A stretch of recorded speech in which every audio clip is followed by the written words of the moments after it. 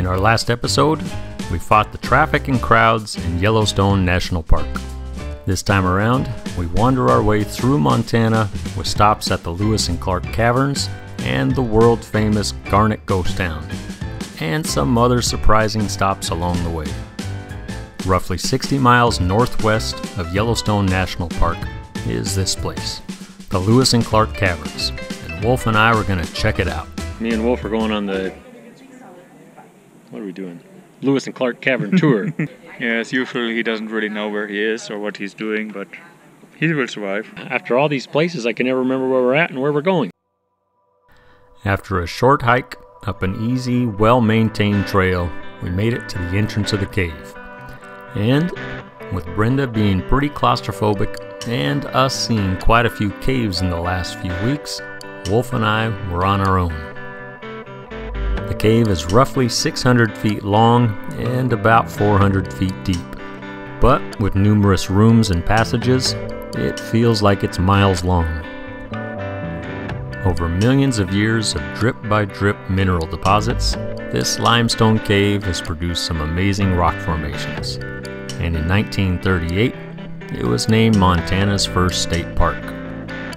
And with the help of nearly 200 Conservation Corps workers in the late 1930s, this place was made accessible to people like us. Pretty cool. We survived, just barely. Wolf cried twice, I cried 3 times.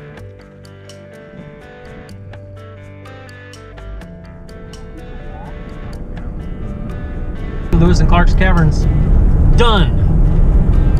But now we stink. We need to find a laundromat and showers. So we're going somewhere with showers.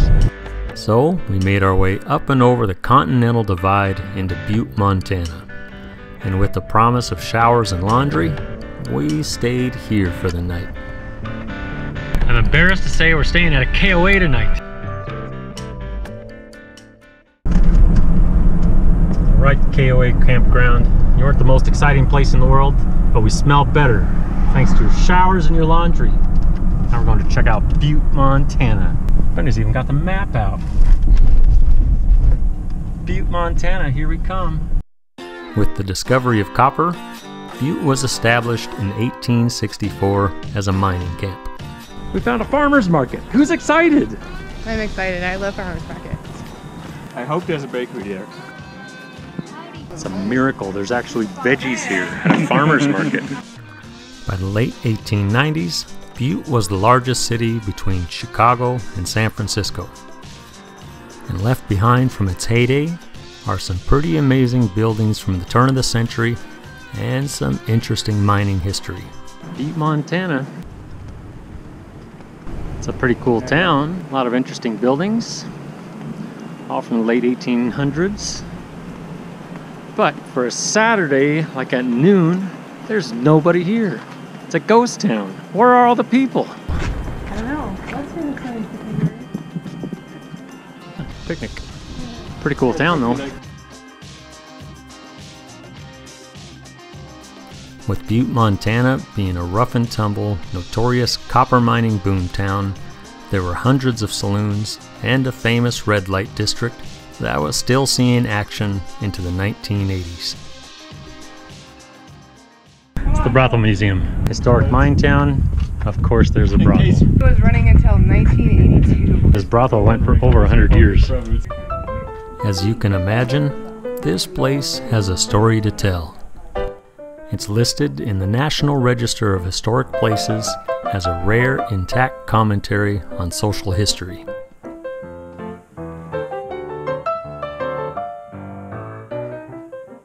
We're in the brothel. The Brothel Museum, ran by the Department of the Interior. How about that? It actually reminds me of an old Sank hotel. If you like history, this place is a must-see for anyone passing through Butte, Montana. And since we love to learn about history in person, our next destination was a must-see for me. But first, we had to stop here. Here in Drummond, Montana, there's a used cow lot. You can get a used cow. What is a used cow? That's a good question.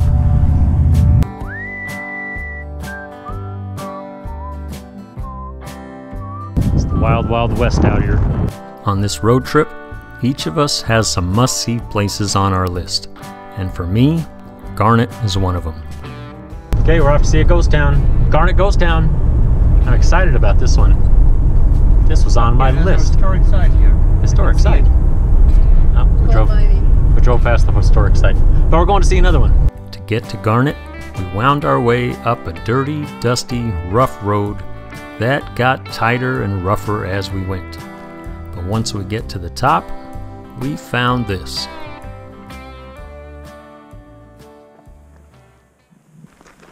All right, Garnet was founded in 1895. By 1898, there was 1,000 people that lived here.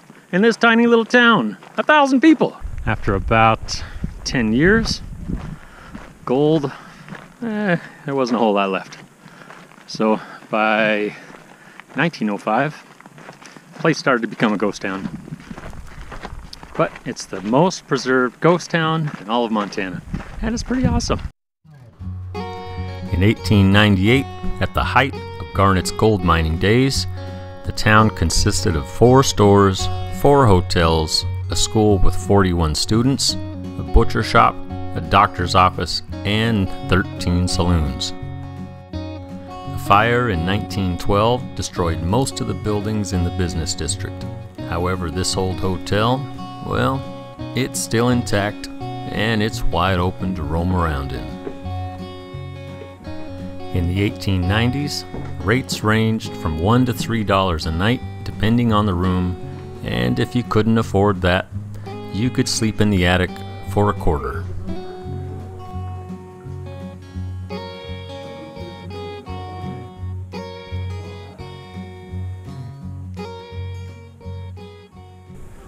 It's the old hotel. Still got the furniture, still got the dishes in the kitchen. With nearly 50 mines in the area, millions of dollars of gold was removed from the ground. But the Nancy Hanks mine, that was the richest of them all. In 1896, the Nancy Hanks mine pumped out $690,000 worth of gold in a single year and is what put Garnet on the map. With time, fire, and decay all working against the Garnet ghost town, the land is now managed by the Bureau of Land Management and the Garnet Preservation Association. They're working to keep this bit of Montana's history alive and have preserved more than 30 buildings in their current state. And just outside the main town area, well, you can still see the remnants of the old mines. It actually smells like an animal. I'm not going in there. Right there? Maybe.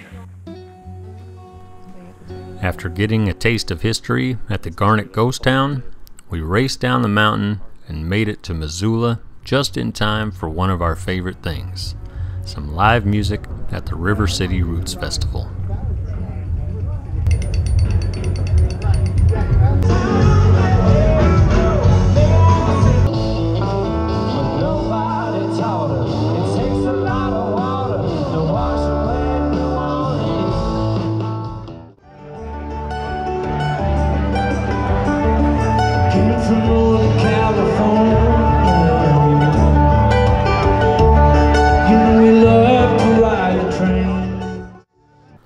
One of the best things about traveling are the surprises you find along the way.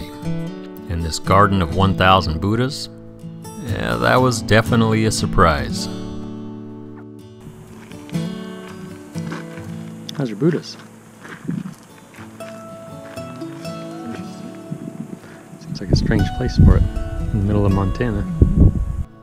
Smack dab in the middle of Montana, just outside of Missoula, lies this garden with 1,000 hand-cast Buddha statues. Did I just stop your prayer? You just stopped my prayer mid-spin. It's my turn. Your prayer is taking a long time. The statues are placed in an arrangement based on the 8-spoke Dharma wheel, which is supposed to awaken the enlightened qualities of altruism and wisdom. And the idea behind this place? Well, it's just hope that the Garden of 1,000 Buddhas will instill a lasting impression of peacefulness and compassion.